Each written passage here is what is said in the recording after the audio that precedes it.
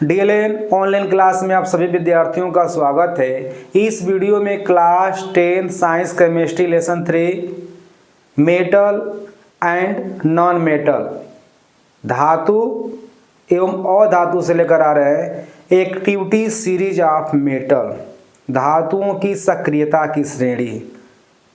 इस श्रेणी की सहायता से हम यह जान लेते हैं कौन धातु अधिक क्रियाशील है और कौन कम है। तो यहाँ पर हम लोग पहले डिफाइन करेंगे धातुओं की सक्रियता श्रेणी क्या होती है। इसके बाद धातुओं को हम यहाँ पर सक्रियता के घटते क्रम में श्रेणीबद्ध ढंग से सजाएंगे और इसके बाद सक्रियता की श्रेणी की क्या महत्ता है इसको भी हम निश्चित तौर से बताएंगे। तो सबसे पहले हम लोग यहाँ पे धातुओं की सक्रियता की श्रेणी ध्यान देना है। धातुओं की सक्रियता की श्रेणी, धातुओं की सक्रियता की श्रेणी, धातुओं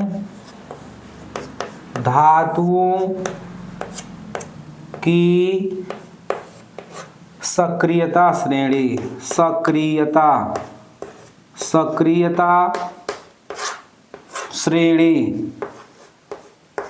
श्रेणी जिसे हम बोलते हैं activity series of metal. Activity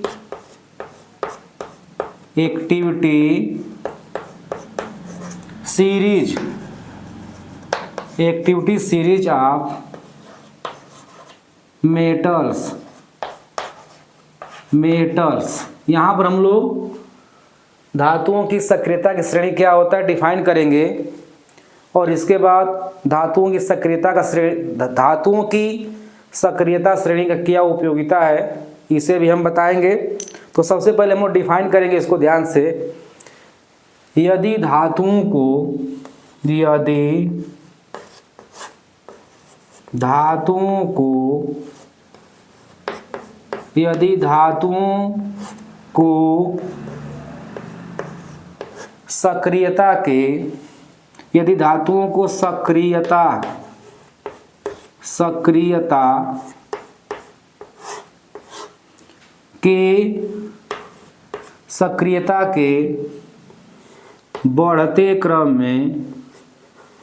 सक्रियता के बढ़ते क्रम में श्रेणीबद्ध करने पर श्रेणीबद्ध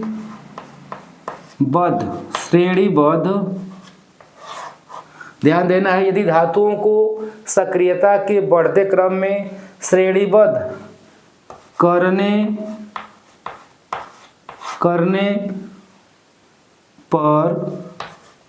करने पर जो सूची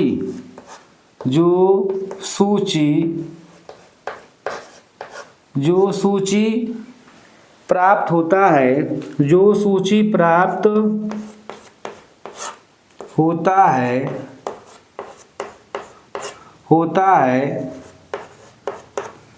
धातुओं की सक्रियता श्रेणी कहलाती है। ध्यान देना है, प्राप्त होता है धातुओं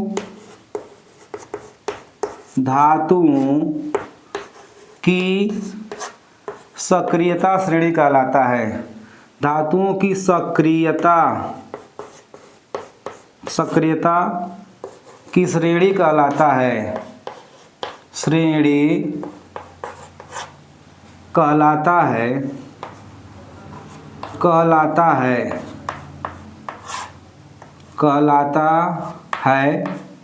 तो ध्यान देना यहाँ पर, यदि धातुओं को सक्रियता या क्रियाशीलता के बढ़ते क्रम में रखने पर जो सूची प्राप्त होता है उसे हम धातुओं की सक्रियता का श्रेणी कहते हैं। अब यहाँ पर हम लोग कुछ धातुओं को सक्रियता के घटते क्रम में रखेंगे। ध्यान देना है, यहाँ पर हम लोग कुछ धातुओं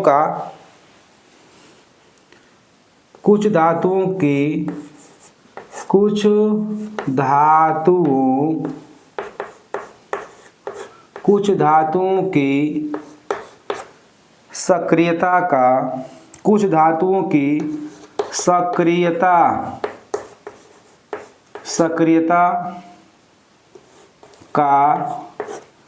घटता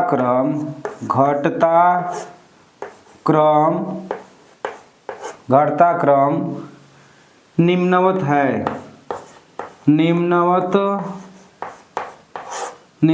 है। ध्यान देना है, यहाँ पे हम लोग कुछ धातुओं की सक्रियता के घटते क्रम में रखेंगे। यहाँ पे ध्यान देना है, यहाँ पर सबसे अधिक क्रियाशील धातु जो है पोटेशियम है, इसके बाद सोडियम है, सोडियम के बाद कैल्शियम, कैल्शियम के बाद मैग्नीशियम, मैग्नीशियम के बाद एल्युमिनियम, एल्युमिनियम के बाद आएगा जिंक, जिंक के बाद आएगा आयरन, आयरन के बाद आएगा लेड, लेड के बाद हाइड्रोजन, इसके बाद कॉपर, कॉपर के बाद आएगा पारा Hg, पारा के बाद आएगा सिल्वर Ag, और इसके बाद आएगा सोना Au आदि। तो यहाँ पर हम लोग धातुओं को सक्रियता के घटते क्रम में रखा गया है। यहाँ पर सबसे अधिक क्रियाशील जो होता है सोडियम, और सबसे दुर्बल जो होता है यानी कम क्रियाशील जो होता है सोना गोल्ड होता है। अब इस सूची के द्वारा हम लोग यह जान देते हैं, ध्यान देना है, धातुओं की सक्रियता श्रेणी से हमें क्या इसकी उपयोगिता है हमारे लिए, और निश्चित तौर से एग्जाम में इससे क्वेश्चन करता है। इस धातुओं की सक्रियता की लिस्ट में धातुओं को क्रियाशीलता के घटते क्रम में रखा गया है। सबसे पहले जो धातु आता है वह अधिक क्रियाशील होता है, और बाद में आने वाले धातु जो होते हैं पहले के सापेक्ष कम क्रियाशील होते हैं। तो यहाँ पर धातुओं का जो लिस्ट लिखा गया है वो घटते क्रम में है, धातुओं की क्रियाशीलता के घटते क्रम में है। अब यहाँ पर ध्यान देना है, जो धातु नीचे स्थित है इसकी उपयोगिता क्या इंपॉर्टेंट है, 10th बेस का क्वेश्चन है, 10th में आता है इस बेस का क्वेश्चन। जैसे जो नीचे स्थित धातु है अपने से ऊपर स्थित धातु को विस्थापित नहीं कर सकता है, लेकिन ऊपर स्थित धातु जो है अपने से नीचे वाले धातु को विस्थापित कर सकता है। तो इस तरह से क्वेश्चन एग्जाम में निश्चित तौर से देता है। हाइड्रोजन से नीचे स्थित धातु जो होते हैं बहुत ही कम क्रियाशील होते हैं। तो यहाँ पर हम लोग ध्यान देना, कुछ एग्जाम्पल दे रहे हैं जिससे स्पष्ट होगा कि इसकी क्या उपयोगिता है। जैसे जो हाइड्रोजन से ऊपर स्थित धातु होते हैं वह अम्लों से क्रिया करते हैं। हाइड्रोजन से पहले आने वाले धातु जो होते हैं हाइड्रोजन अम्लों से क्रिया करके हाइड्रोजन को विस्थापित कर देते हैं। जैसे यहाँ पर हम लोग ध्यान देना है, बहुत इम्पोर्टेंट है। जैसे अगर हम लोग यहाँ पे कैल्शियम का क्रिया कराते हैं सल्फ्यूरिक एसिड से H2SO4 से, तो यहाँ पर कैल्शियम जो है अधिक क्रियाशील धातु है, यानी हाइड्रोजन से पहले आने वाला क्रियाशील धातु है। अतः यह कैल्शियम जो है सल्फ्यूरिक अम्ल में उपस्थित हाइड्रोजन को गैस के रूप में विस्थापित कर देगा। तो यहाँ पर अब क्रिया होगा और बनेगा CaSO4 copper sulphate plus H2 विस्थापित हो जाएगा, गैस बनकर निकल जाएगा। लेकिन यहाँ पर अगर कॉपर का क्रिया कराएंगे अगर सल्फ्यूरिक अम्ल से या किसी अन्य अम्ल से, तो क्रिया नॉट पॉसिबल, संभव नहीं है। जैसे हम लोग यहाँ पे अगर लेते हैं Cu प्लस H2SO4, तो यह क्रिया जो है नॉट पॉसिबल यानी संभव नहीं है, संभव नहीं है। तो इस तरह से क्वेश्चन एग्जाम में ध्यान देना है, यानी हाइड्रोजन के बाद आने वाले धातुएं जो हैं अम्लों से क्रिया करके हाइड्रोजन को विस्थापित नहीं करेंगी, यानी अभिक्रिया नॉट पॉसिबल, संभव नहीं होगा। लेकिन हाइड्रोजन से पहले आने वाली धातु जो हैं निश्चित तौर से अम्लों से क्रिया करके हाइड्रोजन को गैस के रूप में विस्थापित करेंगी। इसी प्रकार से ध्यान देना है, जैसे अगर जिंक जो है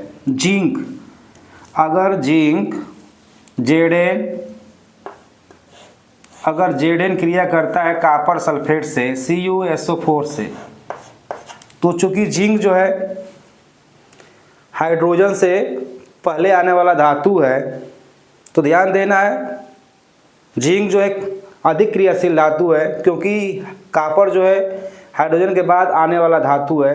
अतः जिंक जो है कॉपर सल्फेट से कॉपर को विस्थापित कर देगा, ZnCuSO4, तो बनेगा ZnSO4 प्लस Cu, यानी यहाँ पर कॉपर जो होता है विस्थापित हो जाता है, कॉपर जो होता है विस्थापित हो जाता है। लेकिन यही यदि हम लोग अभिक्रिया लिखते हैं Cu प्लस ZnSO4, तो यह अभिक्रिया जो है संभव नहीं होगा, नहीं होगा। यह ध्यान देना है, यानी यहाँ पर कॉपर जो है कम क्रियाशील धातु है, अतः जिंक जो है कॉपर सल्फेट से कॉपर को विस्थापित कर देगा। लेकिन यहाँ पर कॉपर जो है जिंक के तुलना में कम क्रियाशील धातु है, अतः कॉपर जो है जिंक सल्फेट के विलयन से जिंक को विस्थापित नहीं कर सकता है, यानी यह अभिक्रिया संभव नहीं है। तो इस तरह का क्वेश्चन निश्चित तौर से 10th के पेपर में आएगा, तो हमको इस तरह से क्वेश्चन को हल करना है और धातुओं की सक्रियता की जो सूची है उसको बिल्कुल क्लियर सही ढंग से याद रखना है।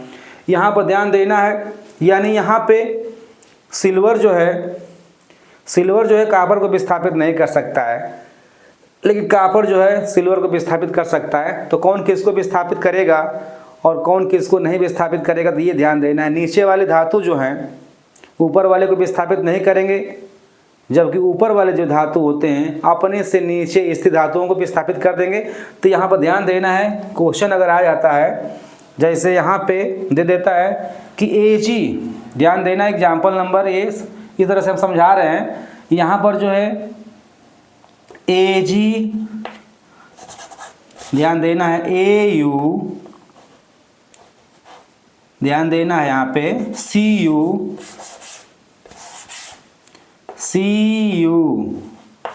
Plus AgNO3 silver nitrate. तो यहाँ पर कॉपर जो है सिल्वर से ऊपर स्थित धातु है, अतः कॉपर जो है सिल्वर नाइट्रेट से सिल्वर को विस्थापित करेगा। तो यह अभिक्रिया होगा Cu, ध्यान देना है, यह अभिक्रिया होगा CuNO3 का होल ट्वाइस प्लस 2Ag, ध्यान देना है 2Ag सिल्वर विस्थापित हो जाएगा। बैलेंस करने के लिए हम लोग यहाँ पे 2 लगा देंगे, तो बैलेंस हो जाएगा। यहाँ पे भी हम लोग 2 लगा देंगे, ध्यान देना है, सिल्वर विस्थापित हो जाएगा और बनेगा कॉपर नाइट्रेट। तो ये हमारा समीकरण क्या हुआ, बैलेंस हो गया। लेकिन अगर यही जो है अगर अभिक्रिया दिया रहेगा, यहाँ पर दिया रहेगा